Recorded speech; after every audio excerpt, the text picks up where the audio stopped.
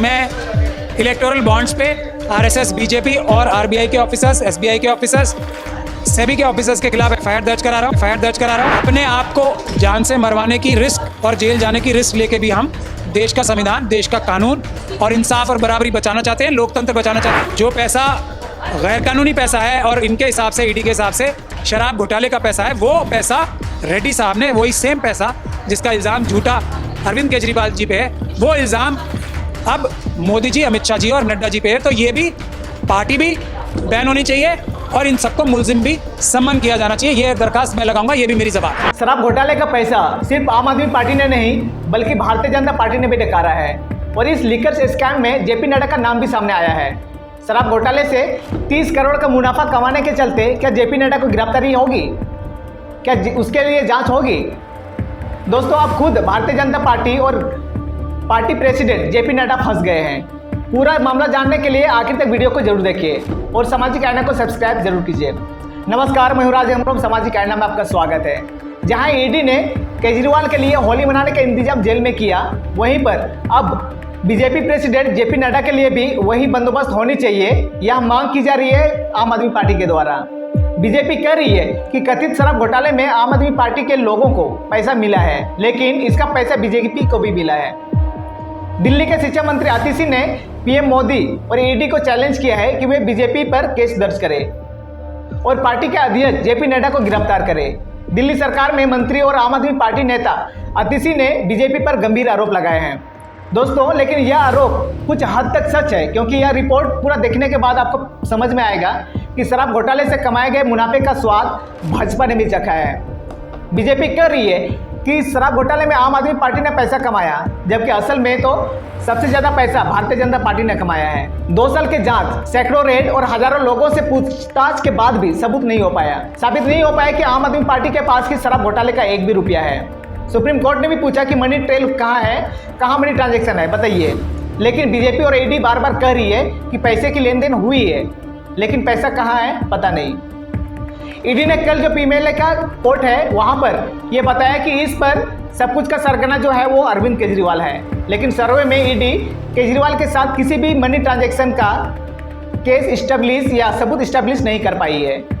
जबकि शराब घोटाले के आरोपी ने आम आदमी पार्टी को पैसा दिया है या नहीं दिया है वो तो बात की बात है, उसकी पुष्टि नहीं हो पा रही है। लेकिन शराब घोटाले के आरोपी ने बीजेपी को थैली भर के चंदा दिया और उसका खुलासा तो दोस्तों हो चुका है, क्योंकि ये सारा कुछ इस तरह से एक साथ जुड़ा हुआ है। किसने सोचा होगा कि एक तरफ इलेक्टोरल बॉन्ड का कच्चा चिट्ठा खुलता है और एक के बाद एक, और 21 मार्च को तो पूरे टैली के साथ कहीं ना कहीं एसबीआई को बताना पड़ा कि चुनाव आयोग को कि किसने और कितना और कब चंदा दिया है। दिल्ली शराब घोटाले में 2 मुख्य अक्यूज्ड थे, 2 प्रमुख आरोपी। इस रिपोर्ट को देखिए कि लीकर स्कैम में 2 मेन अक्यूज जो है वो एक आपका शरद चंद्र रेड्डी है और दूसरा मंगूता रेड्डी है, मंगूता राघवा रेड्डी।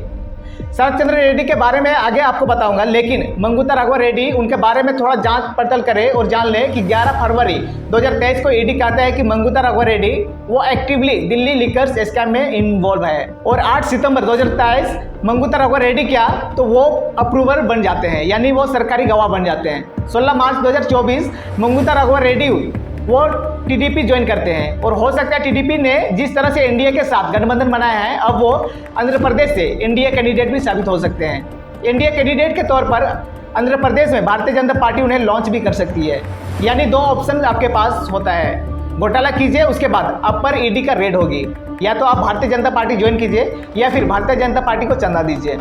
दोस्तों, कैसे घोटाला किया गया और उस घोटाले का पैसा भाजपा चाट कर खाई है, उसका खुलासा कैसे हुआ है, तो आप यहाँ पर जानिए।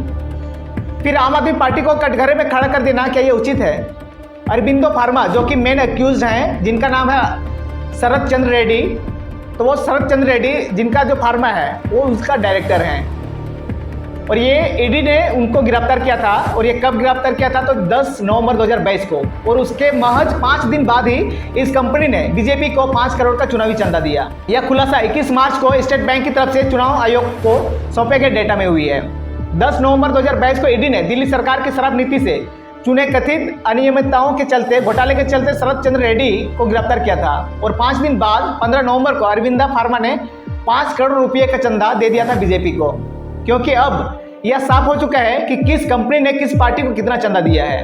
तो दोस्तों यह संयोग है या प्रयोग है पता नहीं, पर चंदा देने के कुछ महीने बाद ही मई 2023 में दिल्ली हाईकोर्ट ने स्वास्थ्य से जुड़े कारणों के चलते शरद चंद्र रेड्डी को जमानत भी दे दी गई थी। इसके एक महीने बाद जून 2023 में ईडी ने रेड्डी को माफी देने के लिए अदालत में अर्जी लगाई। ईडी ने अदालत से रेड्डी को सरकारी गवाह बनाने का आग्रह करते हुए कहा कि शरद चंद्र रेड्डी खुद हमें शराब नीति, शराब की घोटाले की सारी जो सच्ची घटनाएं हैं वो हमें बताएंगे, और कोर्ट ने इस अर्जी को स्वीकार भी कर लिया था। सरकारी गवाह बनने के बाद अरविंदो फार्मा ने नवंबर 2023 में 25 करोड़ रुपए का एक और चुनावी चंदा भारतीय जनता पार्टी को दे देती है। गौर करने वाली बात देखिए दोस्तों कि शरद चंद्र रेड्डी को सरकारी गवाह बनाए जाने के 5 महीने बाद दिया गया करीब 30 करोड़ रुपए भारतीय जनता पार्टी को, और ये उस इंसान से मिला जो शराब घोटाले के फर्स्ट अक्यूज हैं शरद चंद्र रेड्डी का, जिन्होंने बाद में भर के भारतीय जनता पार्टी को चुनावी चंदा देता गया। यानी 2021, 2022, 2023 में जो शराब घोटाला हुआ वही पैसा 2022 और 2023 में भाजपा को दिया गया। मतलब घोटाले का पैसा भाजपा ने भी खाया, लेकिन जेल सिर्फ अरविंद केजरीवाल थोड़ी जाएंगे। इस पर आतिशी जो कि शिक्षा मंत्री हैं दिल्ली सरकार में, उन्होंने कहा कि शरद चंद्र रेड्डी ने इलेक्टोरल बॉन्ड के जरिए बीजेपी को पैसा दिया है। पहले 5 करोड़ दिए और बाद में 25 करोड़ रुपए बीजेपी को बॉन्ड में दिए हैं, और ये आंकड़ा लगभग 30 करोड़ के आसपास आती है। तो सबको पता है कि सारा पैसा बीजेपी के अकाउंट में गया है, और इसलिए बीजेपी के राष्ट्रीय अध्यक्ष जेपी नड्डा को गिरफ्तार किया जाए, इसकी मांग की जा रही है। तो दोस्तों हमें तो उसके चलते उनका जो चीफ है, जो आम आदमी पार्टी के प्रमुख है अरविंद केजरीवाल की अगर गिरफ्तारी होती है, मनीष सिसोदिया की अगर गिरफ्तारी होती है, तो फिर भारतीय जनता पार्टी ने उस अक्यूज से 30 करोड़ रुपए जो लिए हैं, पूरे लीकर स्कैम में मुख्य आरोपी हैं, तो ऐसे में वो पैसा, वो ब्लैक मनी, वो घोटाले का पैसा पूरी तरह से कम 30 करोड़ रुपए भारतीय जनता पार्टी ने डकारा है या नहीं डकारा है, या आप हमें खुद बता सकते हैं। ऊपर से देखिए जो दूसरा अक्यूज है यानी मंगुता राघवा रेड्डी, जो है भारतीय जनता पार्टी के साथ, वो एनडीए के साथ हाथ मिला लेते हैं। ऐसे में जैसे मैंने आपसे कहा कि अगर आप घोटाला करते हैं, अगर आप कहते हैं कि कोई स्कैम में फंस जाते हैं, तो आपके पास 2 ऑप्शन है, या तो आप भारतीय जनता पार्टी को चंदा दीजिए और सरकारी गवाह बन जाइए, और किसी विपक्षी नेता को लपेटे में लेने में भारतीय जनता पार्टी की मदद कीजिए, या तो आप खुद भारतीय जनता पार्टी में शामिल हो जाइए। तो दोस्तों ये अब दिखता है कि किस तरह से शराब घोटाले का पैसा आम आदमी पार्टी ने किया है या केजरीवाल ने खाया है कि नहीं खाया है, लेकिन इतना तो ये तय हो गई है कि भारतीय जनता पार्टी ने कम से कम 30 करोड़ तो डकारा ही डकारा है। तो क्या ऐसे में जेपी नड्डा की गिरफ्तारी होगी? आप हमें बताइए इस पूरे विषय पर। आप अपनी राय कमेंट पर हमारे साथ शेयर जरूर करें। अगर हमारे चैनल को अभी तक सब्सक्राइब नहीं किया है तो सबसे पहले सामाजिक आईना को सब्सक्राइब करें, ताकि ऐसी सच्ची खबरें बेबाक और बुलंद आवाज़ के साथ सामाजिक आईना आप तक पहुंचा सके। बहुत बहुत शुक्रिया दोस्तों। जय हिंद, जय जोहार।